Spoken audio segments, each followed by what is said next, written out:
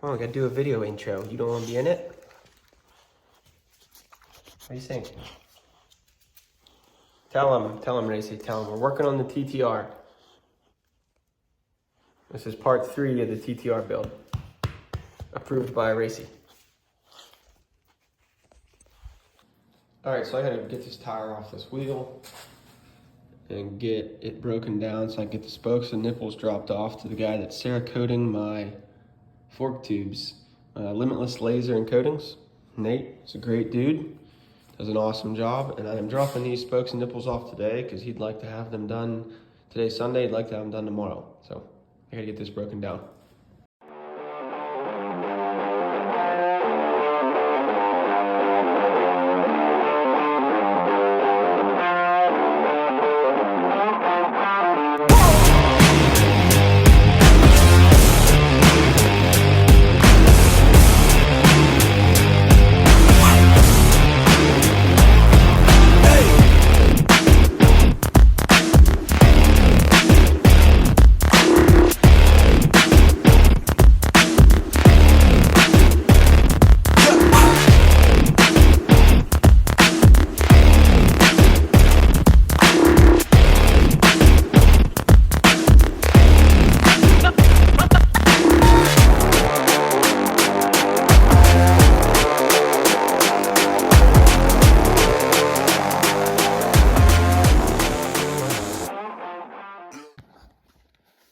So the wheels are stripped. New Fortnite chapter dropped this morning, so that's all that's important in this house. Wheels are stripped. You can obviously see the difference in the YZ85 wheel and the TTR 125 wheel. I have a lot of faith that my front wheel is not going to explode while racing it. Not a whole lot of faith in that TTR wheel, but we're going to try it anyway. So dropping these off today to get cerakoted. The spokes will be black, nipples will be bronze, my hubs will be bronze, and my rims will be black. So that's sort of the color scheme we're going with.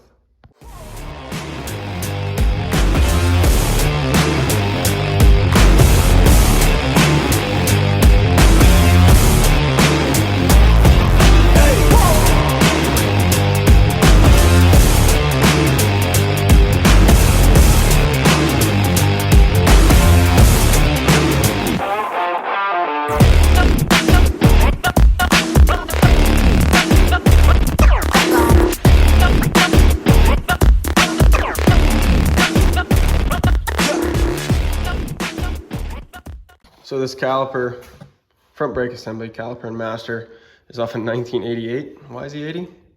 So I shouldn't be surprised, but things don't want to move. I don't know if I'm going to be able to get the camera on this, the angle it's at, but I'm going to try to get that stripped screw out of there.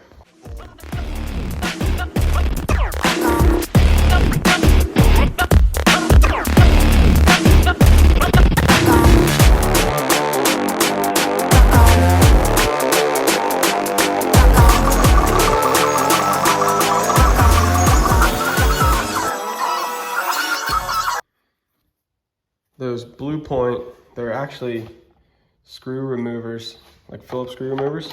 You can step them up, they're in sizes. That kind of brings it down to the same bevel that the hole is, so you're not in danger of hurting the lid. And I just put a left-handed bit in it to put that pilot hole in, thinking if the left-handed bit grabbed, it might remove it, but it didn't. We're heading in the right direction though. I have some options for broken bolt removers and stuff. Let's see if anything will work. That's too small. This one's gonna be too big. Yep.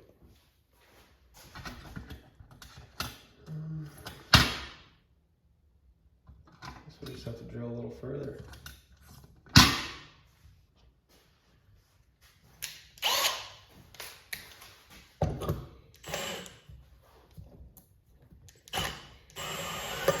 Got it, lefty. I don't know if that'll focus there. We got her. Didn't hurt the cap. Sometimes you just gotta get a little bit creative.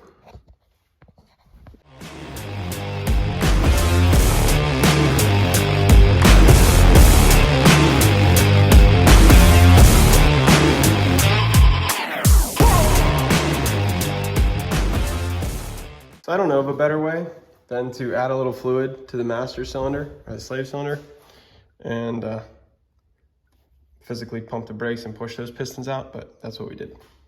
Now I gotta get rid of this awful brake fluid.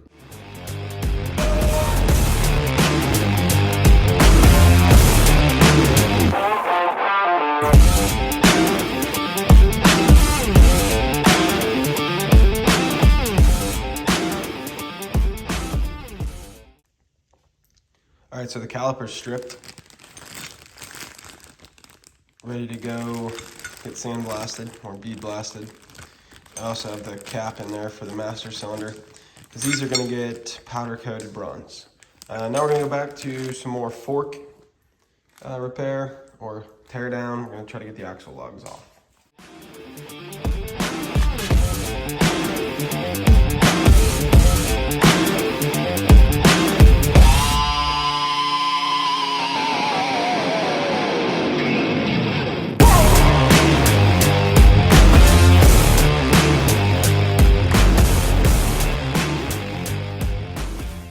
All right, after a half an hour messing around, I got it heated and drilled. I think I finally got this set screw moving. If it's not, it sure feels like it is. I don't know what's gonna be left of the threads in there. Uh-oh, that didn't sound good. Oh no. But that looks like a helicoil almost. I don't know if I'm just that. I think there's still quite a bit of set screw left down in there. I'm gonna have to pick at that for a little while, but we're getting somewhere.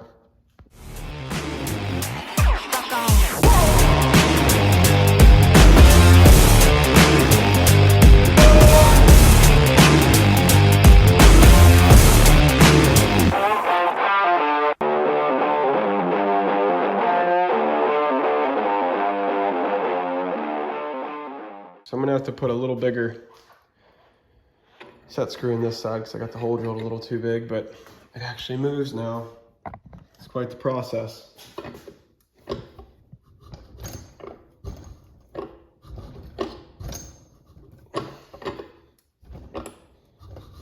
My vice jaws aren't the best. These are Chinese off Amazon, but I think we're getting somewhere.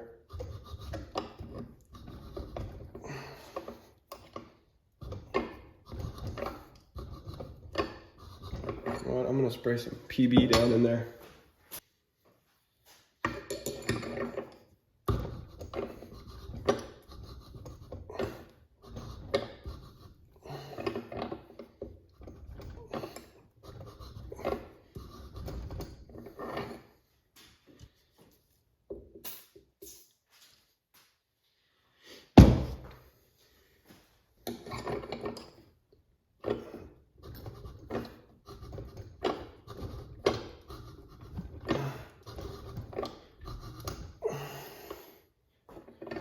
It's coming.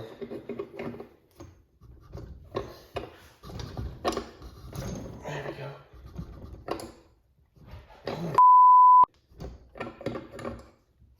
Oh man. Might be this tight spot.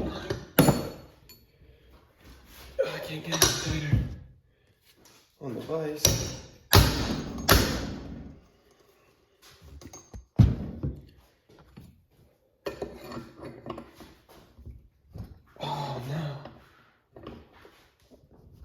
Coming now or not? Dang it. Son of a gun. Well, I guess maybe soak it, heat it again? I don't know. Point is, they're moving. It's an awful lot to go through just to powder coat these black, I feel like, but you gotta see.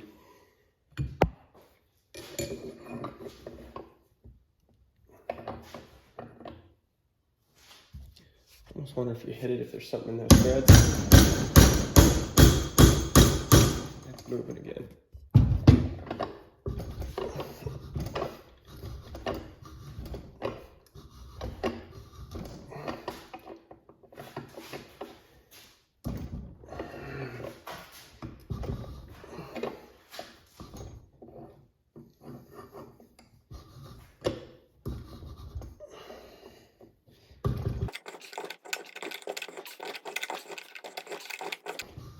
Look, I'm probably gonna put this in time lapse once I edit it into a video.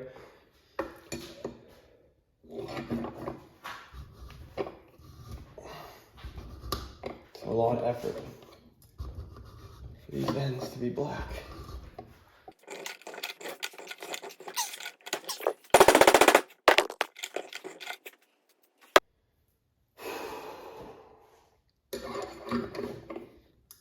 Find a little longer bar. I mean, take some effort out of it, maybe.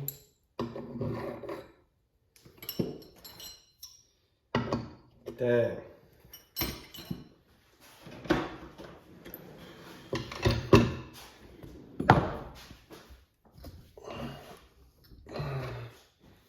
Doesn't matter if it's stuck.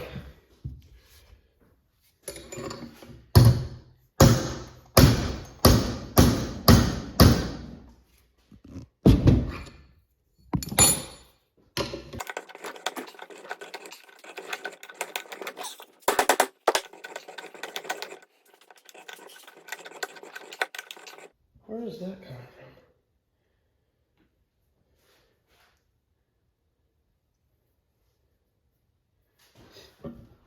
from? Oh, come on.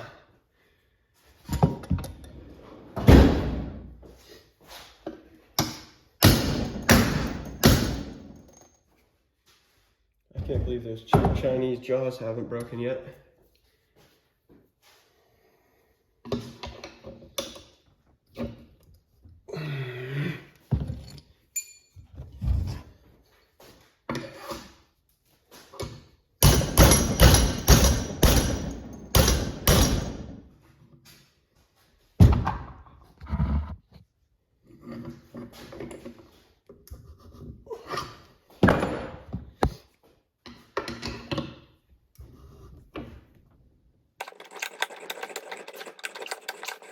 Oh, I think we got it on the run.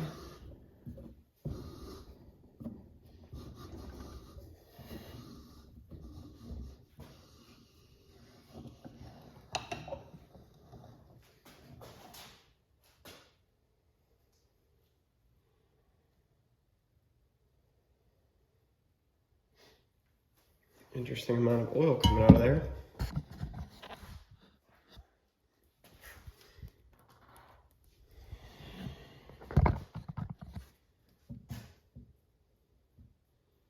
Still too hot.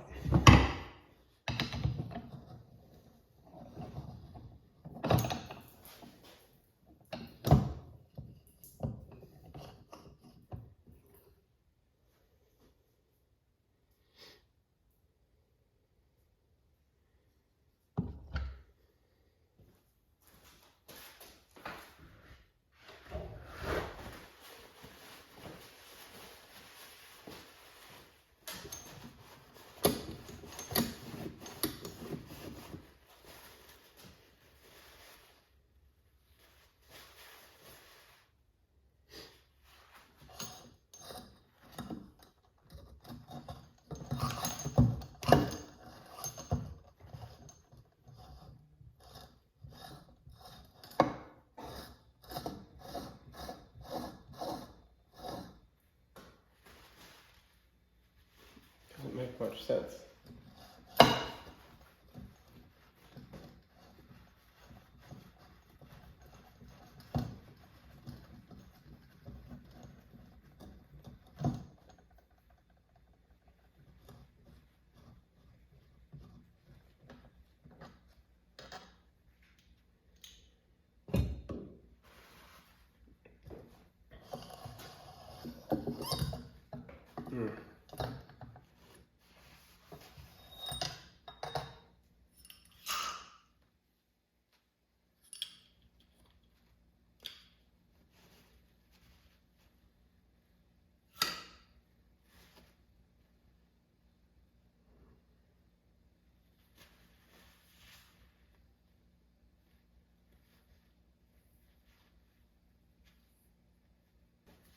I don't know if that's still recording. Came off.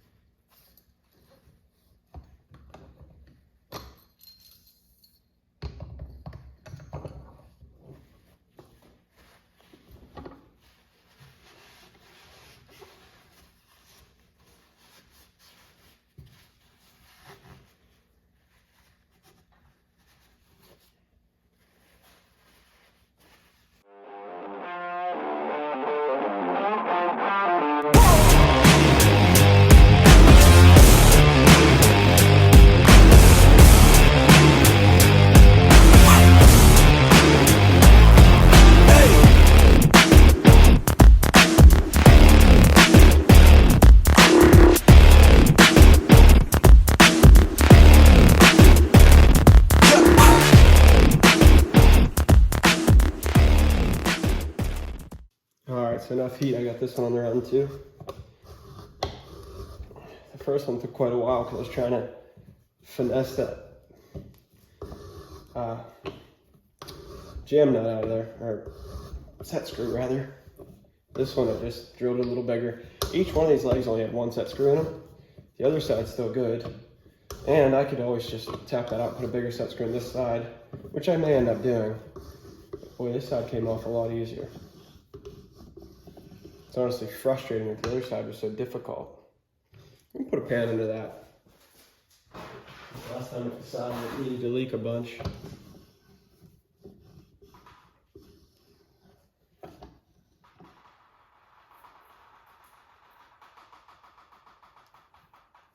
Whew, that's hot.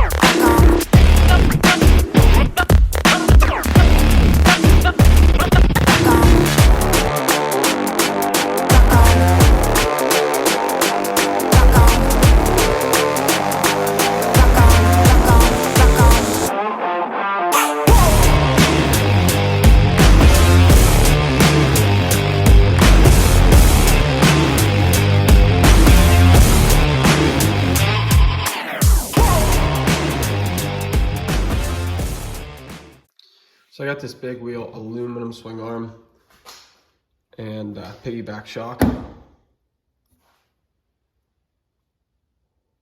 we gotta tear it down so that I can powder or sandblast it to get ready for powder coat.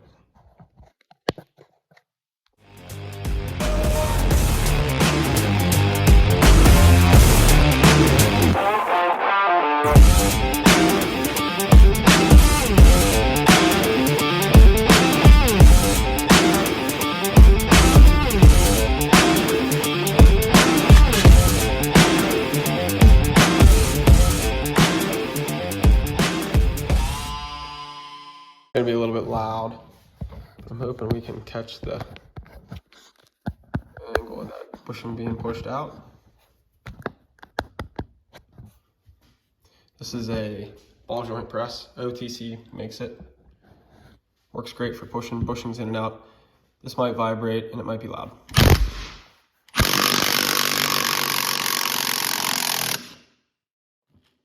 But works awesome.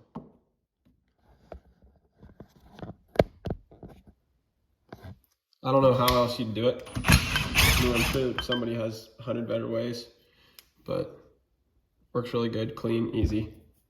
I mean, really, that bushing's reusable. It worked that easily. I mean, I'm gonna replace them, but point is, you could. This one looks a little different. I don't know. Let's pound this one out real quick. Okay, so that one needs a little help.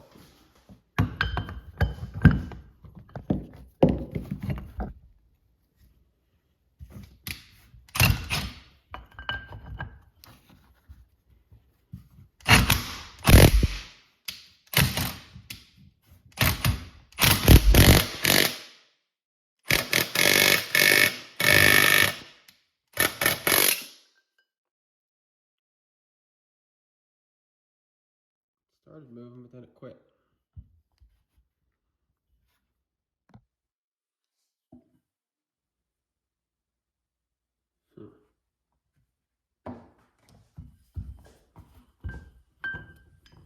Even push it back the other way, maybe.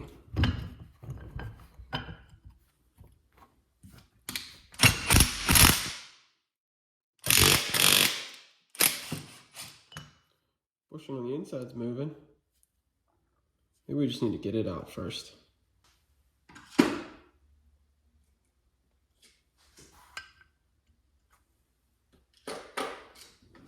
Nothing 10mm socket won't fix. Probably not the best way to do this with a cheap chrome 10mm, but we'll see if it works. Almost need a third hand here.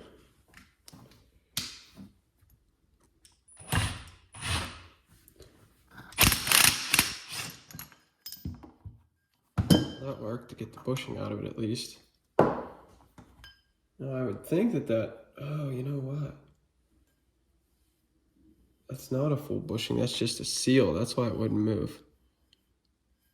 Oh, that makes much more sense.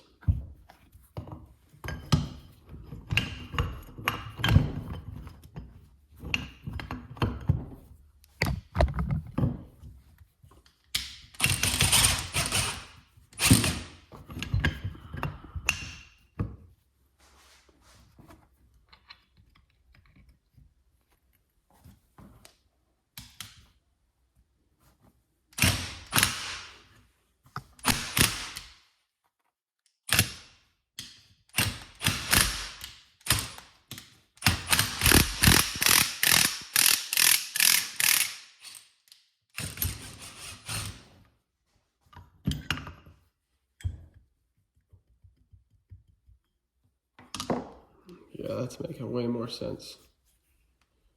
That's got a groove, we're in it pretty good.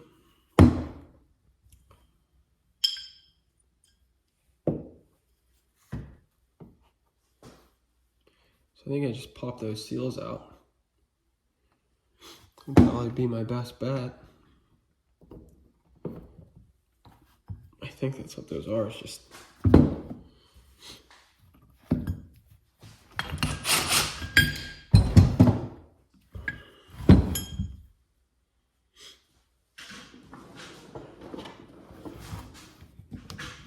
yep. Well, that would explain why it wouldn't press through. Nothing to press through. Once I sandblast that, that'll clean up that bore or those seal seat. This needs cleaned up. I guess it's not a groove, it's worn metal from that bushing. I don't know if you can see those flakes. Guess that's what it's there for. All right, linkage is ready for sandblast.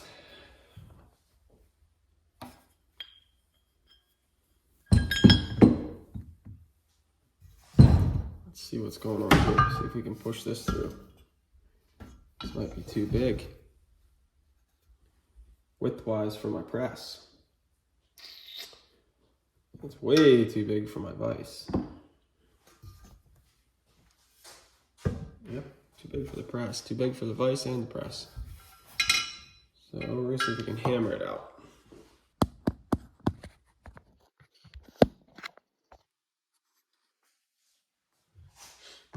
chances are high that when I hit that vise that's on the toolbox, same place the camera's sitting, it's gonna bounce and fall over, but let's try. Oh, no, it's gonna move in the vise. Can't tell, but I think that's rubber at the end. Plastic, that should move.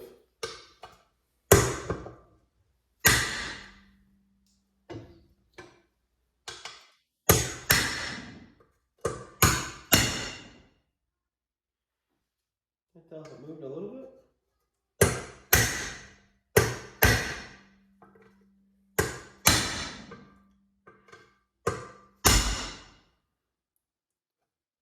Can't tell. I know it's moving in the vise and that's just tearing up this aluminum swing arm.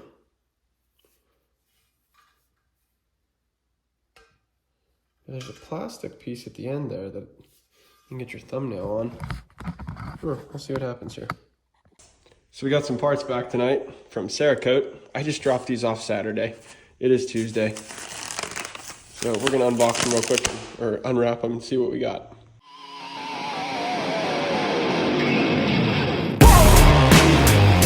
All right, so the spokes and nipples are bronze and black. It's front, rears are in the bag over there. Here's the fork tubes. These fork tubes are really rough. He cleaned them up a lot in order to get them to take powder or Cerakote. And then that color, I forget what he called it, but it's a little, you can see the difference between the gloss black and that black. But I had to go Cerakote so it was thin enough to still get in the triple clamps and be solid enough to take some abuse. So really excited, this came out good. All right, so I realized the first two videos I didn't do a great job explaining things and I kind of jumped all over the place. This video similarly is going to jump all over the place. I'm sure you've already gathered that with a little bit of sandblasting, a little more teardown. But anyway, the goal right now is, it's December 6th, 7th, somewhere in there. My goal is by the end of the year to have this bike as a roller, plastic seat, everything minus engine and exhaust, so that I can spend January building the engine how I want. And hopefully by February catch an indoor round or two at Summit. I know I'll still catch some switchback rounds. I don't really have a class for it, but maybe just some open practice, get some time for some track time, see how it goes. I want to talk swing arms because both videos had different swing arms and different plans. The plan has changed multiple times. It's still going to be 85 front end.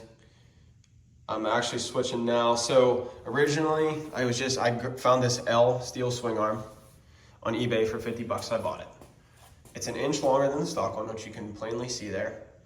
And then when I went down to get my head tube welded, the guy that did it had an aluminum swing arm, L swing arm. So it's the same length as the longer swing arm, but it's aluminum and lighter.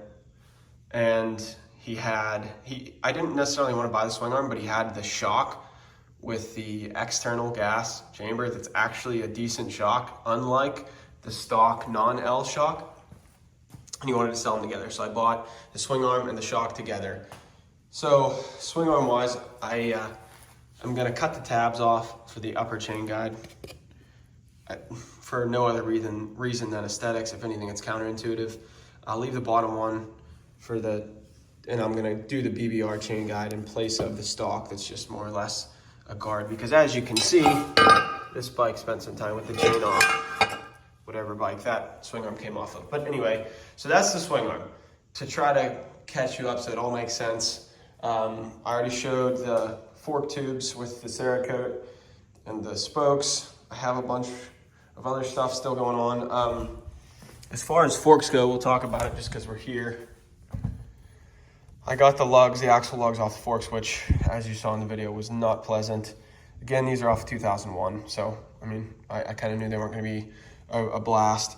But the next step to get this nut, or cartridge nut, I think they call it, and tube off of here is, I'm sure there's a spanner wrench that fits this. I'm going to take, it's an inch outside diameter, or inside diameter rather. I'm going to go get a piece of 1-inch pipe and cut pieces out so I have tangs every 90 degrees. And I think I can make a socket, weld a nut on top that'll get that nut off there so I can get these lugs get them sandblasted so I can get them powder coated with everything else. The guy that's doing the powder coating ordered the powder coat, so it's Wednesday today. I'm guessing by end of week, I'll have a bunch of stuff dropped off to him to get powder coated. And if all goes well, I'm a week away from at least having parts back from powder coat. I got to get the forks rebuilt with springs, which I'm still struggling to find springs heavy enough. Race Tech only goes to 0.38.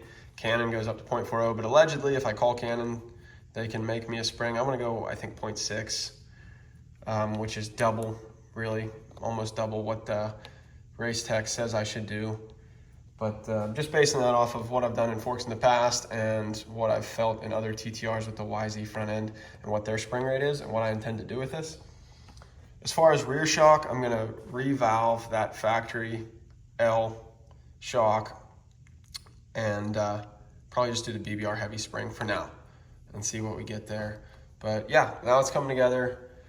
Hopefully, like I said, the next video should be getting some parts back from powder and starting to put this thing back together.